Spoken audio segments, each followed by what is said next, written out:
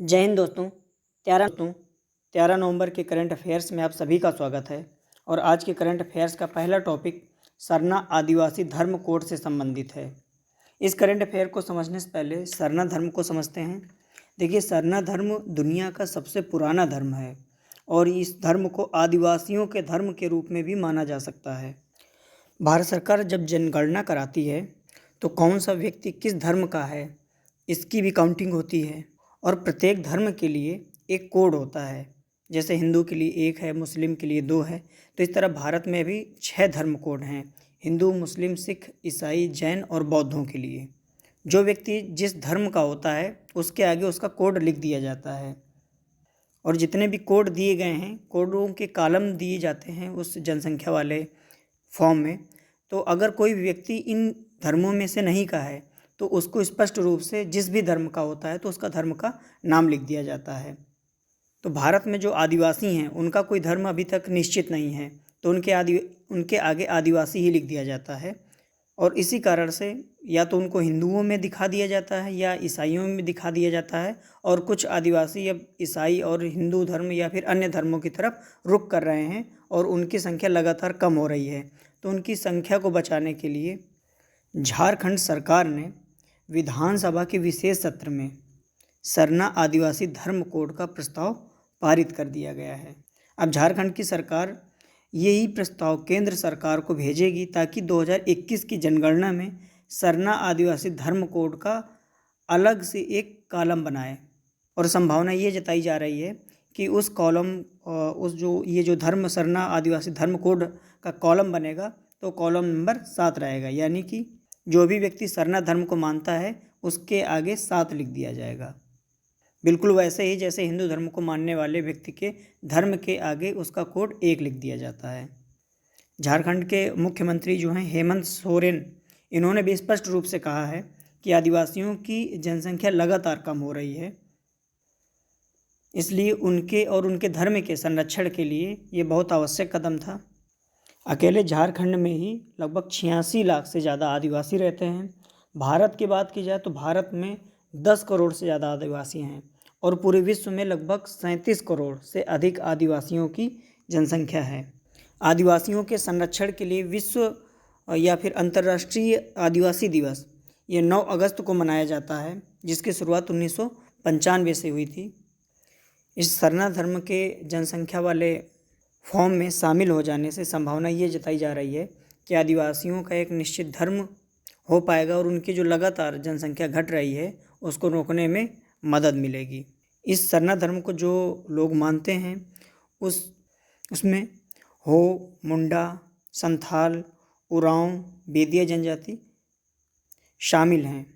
और इस सरना धर्म में खासकर प्रकृति की पूजा होती, जैसे पहाड़, पर्वत, पेड़, नदियाँ, झरने, इन सभी की पूजा करते हैं वो लोग। प्रकृति पूजक या प्रकृति उपासक माना जा सकता है सरना धर्म के अनुयायियों को। अब चलते हैं अगले टॉपिक की तरफ। अगला टॉपिक आयुर्वेद दिवस पर है और इस बार का जो आयुर्वेद दिवस था वो 5वां आयुर्वेद दिवस है। और इस आयुर्वेद दिवस के मौके पर प्रधानमंत्री जी ने 2 आयुर्वेद संस्थानों का उद्घाटन किया है, एक जामनगर में है और दूसरा जयपुर में। इन दोनों आयुर्वेद संस्थानों को राष्ट्रीय और अंतर्राष्ट्रीय मांग के अनुसार आयुर्वेद शिक्षा के मानकों को सुधारने के लिए और विभिन्न पाठ्यक्रमों को तैयार करने के उद्देश्य के साथ तैयार किया गया है या स्थापित किया गया है। कोरोना काल में सभी कार्यक्रम जैसे वर्चुअल तरीके से आयोजित हो रहे हैं, तो उसी प्रकार आयुर्वेद दिवस भी वर्चुअल तरीके यानी आभासी तरीके से मनाया जाएगा। और इसके लिए ऑफलाइन में जैसे सेमिनार होता है वैसे ही ऑनलाइन माध्यम से अगर कोई कार्यक्रम का आयोजन करना होता है तो उसके लिए वेबिनार का आयोजन किया जाता है। और इस बार का जो आयुर्वेद दिवस है उसके लिए जो थीम थी वो ये है, कोविड-19 महामारी के लिए आयुर्वेद, तो इसे याद रखिएगा। और जो आयुर्वेद दिवस है ये हर साल 13 नवंबर को मनाया जाता है और 2016 से लगातार मनाया जा रहा है। इसकी शुरुआत केंद्रीय आयुष मंत्रालय ने की थी और ये प्रत्येक वर्ष धन्वंतरी जयंती के अवसर पर ही मनाया जाता है। इस आयुर्वेद दिवस के मनाए जाने का मुख्य उद्देश्य यह था कि राष्ट्रीय स्वास्थ्य नीति और राष्ट्रीय स्वास्थ्य कार्यक्रमों में आयुर्वेद के उपयोग के बारे में लोगों की जागरूकता पैदा करना और आयुर्वेद की भूमिका को बढ़ावा देना है। अगर राष्ट्रीय आयुर्वेद संस्थान के बारे में बात करें तो इसकी स्थापना 1976 में जयपुर में हुई थी और इसे स्वास्थ्य और परिवार कल्याण मंत्रालय के द्वारा की गई थी और इसका उद्देश्य था कि आयुर्वेद के विभिन्न पहलुओं पर अनुसंधान किया जाए और आयुर्वेद के विकास को बढ़ावा दिया जाए। अगला टॉपिक उत्पादन लिंक्ड प्रोत्साहन यानी PLI योजना से संबंधित है। अभी केंद्रीय मंत्रिमंडल ने भारत की जो विनिर्माण क्षमताएं हैं उनको बढ़ाने के लिए लगभग 1.5 लाख करोड़ की PLI योजनाओं को मंजूरी दी है।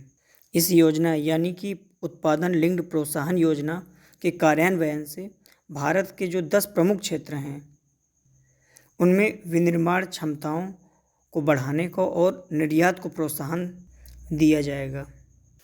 PLI योजना वैश्विक प्रतिस्पर्धा के साथ साथ भारतीय निर्माताओं को उनकी बराबरी पर ले आएगा, निवेश को आकर्षित करेगा, मॉडर्न टेक्नोलॉजी को प्रमोट करेगा, एक्सपोर्ट बढ़ाएगा और भारत को वैश्विक आपूर्ति श्रृंखला का अभिन्न अंग भी बनाने में महत्वपूर्ण साबित होगा। साथ ही साथ भारत सरकार का जो एक महत्वाकांक्षी प्रोजेक्ट आत्मनिर्भर भारत चल रहा है उसके विजन को भी प्रोत्साहित करेगा और विभिन्न क्षेत्रों में नौकरी के नए अवसर पैदा करेगा। सरकार ने जिन PLI योजनाओं के लिए 1.5 लाख करोड़ देने की बात की है उनमें से एक सेक्टर तो दवा का सेक्टर है, जिनमें भारतीय दवा उद्योग वैश्विक रूप से जितनी भी दवाएं निर्यात की जाती हैं उनका लगभग 3.5% योगदान देता है और अगर मात्रा देखी जाए तो मात्रा के हिसाब से विश्व का तीसरा निर्यातक देश है और कीमत के मामले में उन दवाओं के मूल्य के मामले में 14वां सबसे बड़ा देश है। ये PLI योजना फार्मास्यूटिकल ड्रग्स के से संबंधित घरेलू कंपनियों को प्रोत्साहित करेगी ताकि अधिक मूल्य की दवाएं भारत से बाहर निर्यात की जा सके, मूल्य बढ़ाया जा सके। दूसरा खास क्षेत्र इस्पात से संबंधित है। PLI योजना स्टील उद्योग की विनिर्माण क्षमताओं को भी बढ़ाने में मदद करेगी ताकि स्टील के निर्यात को और अधिक बढ़ाया जा सके। और तीसरा पॉइंट जो PLI योजना के बारे में प्रमुखता से है वो ये है कि ये सौर जो पैनल्स होते हैं, सोलर पैनल्स हैं, इलेक्ट्रॉनिक जो प्रोडक्शंस हैं उनको बढ़ाने में घरेलू कंपनियों की मदद करेगी। यहाँ पर वो 10 क्षेत्र दिए गए हैं जिनके लिए PLI योजना के तहत 1.5 लाख करोड़ का अनुदान सरकार दे रही है। पहला क्षेत्र तो chemistry cell, advance chemistry cell का है जिसको लागू करने वाला मंत्रालय नीति आयोग और भारी उद्योग विभाग है। दूसरा इलेक्ट्रॉनिक और प्रौद्योगिक उत्पाद जिसको इलेक्ट्रॉनिक्स और सूचना प्रौद्योगिकी मंत्रालय इम्प्लीमेंट करेगा। तीसरा क्षेत्र ऑटोमोबाइल और ऑटो पार्ट्स से रिलेटेड है जो भारतीय उद्योग विभाग इम्प्लीमेंट करेगा। चौथा सेक्टर फार्मास्यूटिकल ड्रग का है जो कि डिपार्टमेंट ऑफ फार्मास्यूटिकल्स मिनिस्ट्री के अंतर्गत आएगा। दूरसंचार जो उत्पाद हैं उनके लिए PLI योजना लागू करने वाला मंत्रालय दूरसंचार विभाग है। कपड़ा उत्पाद के लिए वस्त्र मंत्रालय जिम्मेदार है। खाद्य उत्पाद के लिए खाद्य प्रसंस्करण उद्योग मंत्रालय। उच्च दक्षता वाले सौर PV मॉड्यूल के लिए नवीन और नवीकरणीय ऊर्जा मंत्रालय। और वाइट गुड्स हैं जैसे AC और LED वगैरह हैं तो उनके लिए PLI योजना का इम्प्लीमेंटेशन उद्योग एवं आंतरिक व्यापार संवर्धन विभाग के अंतर्गत किया जाएगा। यहाँ पर ये देखिए जो PLI योजना है यानी कि प्रोडक्शन लिंक इंसेंटिव उत्पादन लिंक प्रोत्साहन योजना है। ये एक आउटपुट ओरिएंटेड योजना है यानी आगत उन्मुख योजना है जिसमें अगर जो प्रोड्यूसर है, निर्माता है, उत्पादक है, यदि किसी भी सामान का उत्पादन करता है तो सरकार उसे कुछ प्रोत्साहन राशि देती है और ये प्रोत्साहन राशि उसे 5 से 7 वर्ष के लिए दी जाती है। तो इस पॉइंट को भी याद रखिएगा आप सभी लोग। अगला टॉपिक ऑपरेशन ग्रीन्स योजना के बारे में है। देखिए खाद्य प्रसंस्करण उद्योग मंत्रालय ऑपरेशन ग्रीन्स योजना के तहत 50% हवाई परिवहन पर सब्सिडी प्रदान कर रहा है। अभी तक रेलवे परिवहन में 50% की सब्सिडी दे रहा था, अब हवाई परिवहन में भी यानी एयर ट्रांसपोर्टेशन पर भी 50% की सब्सिडी मंत्रालय देगा। और ये सब्सिडी टॉप टू टोटल योजना के अंतर्गत दी जाएगी, तो याद रखिए। और ये जो एयर ट्रांसपोर्टेशन में 50% की सब्सिडी दी जा रही है, ये नॉर्थ ईस्ट यानी पूर्वोत्तर और जो हिमालयी राज्य हैं उनके 41 जिन अधिसूचित फल दिए गए हैं उन 41 फलों और सब्जियों के लिए ये सब्सिडी प्रदान की जाएगी। अगर पूर्वोत्तर राज्यों की बात की जाए तो पूर्वोत्तर राज्यों में अरुणाचल प्रदेश, असम, मणिपुर, मेघालय, मिजोरम, नागालैंड, सिक्किम और त्रिपुरा, यहाँ के सभी हवाई अड्डों से अगर किसी भी उत्पाद को हवाई मार्ग के जरिए भेजा जाता है तो उस पर 50% सब्सिडी सरकार दे देगी। बाकी जो 50% लागत है वो कंसाइनी या फिर एजेंट जिसे कह सकते हैं उसे लगाना होगा। पहाड़ी राज्यों में जो हिमाचल प्रदेश है, उत्तराखंड और जम्मू कश्मीर और लद्दाख, यहाँ के हवाई अड्डों से यदि उत्पाद को भेजा जा रहा है हवाई मार्ग से तो भी सरकार 50% की सब्सिडी दे देगी। जैसे वायु परिवहन से कृषि उत्पादों को एक जगह से दूसरी जगह भेजने के लिए सरकार 50% किराए को सब्सिडी के रूप में दे रही है। उसी प्रकार रेलवे ने भी ऑपरेशन ग्रीन्स योजना के तहत 50% किराए में छूट दी थी, जो कि 12 अक्टूबर तक मान्य थी, लेकिन सरकार ने उसे फिर से 12 अक्टूबर से फिर से आगे के लिए बढ़ा दिया है। यानी कि अब रेल से भेजिए या फिर वायु मार्ग से यदि अपने ऐसे प्रोडक्ट को जिनकी लिस्टिंग दी गई है उनमें से अगर किसी भी प्रोडक्ट को आप रेलवे या फिर वायु मार्ग से भेजते हैं कहीं भी, तो उसको भेजने में जितनी भी लागत आती है उसका 50% सरकार आपको देगी।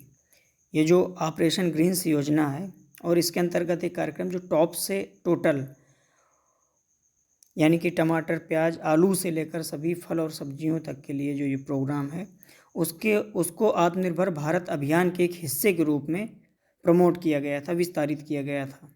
तो इसे याद रखिएगा कि ऑपरेशन ग्रीन्स योजना जो है वो आत्मनिर्भर भारत अभियान के एक हिस्से के रूप में प्रमोटेड है या विस्तारित है। अब चलते हैं अगले टॉपिक की तरफ। अगला टॉपिक सरहद विस्तार विकासोत्सव 2020 से संबंधित है। इस विकासोत्सव का उद्घाटन गृह मंत्री अमित शाह ने 12 नवंबर को गुजरात के धोरडो गांव में किया था।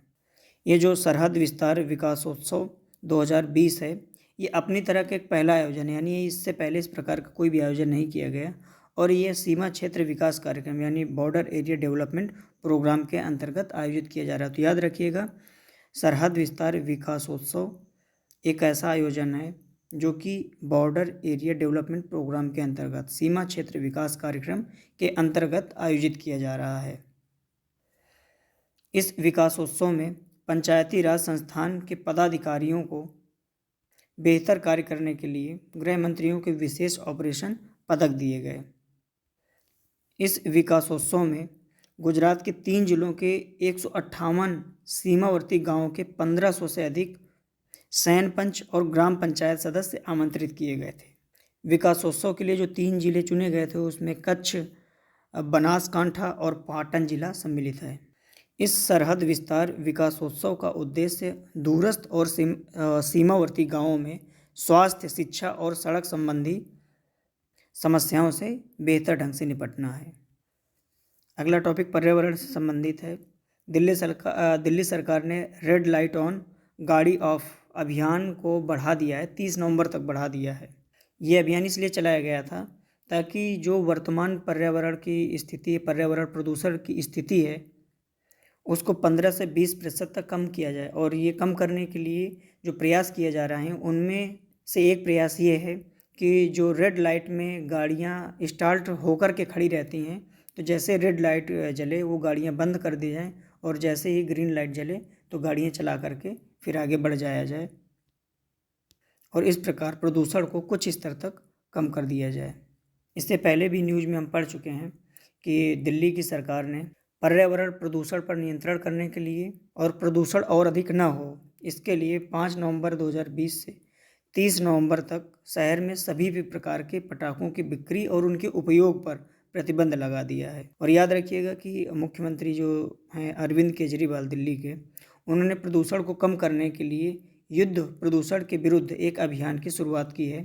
तो कभी भी आ जाए प्रश्न युद्ध प्रदूषण के विरुद्ध, तो आप जान जाइएगा केजरीवाल साहब ने शुरू किया है दिल्ली में।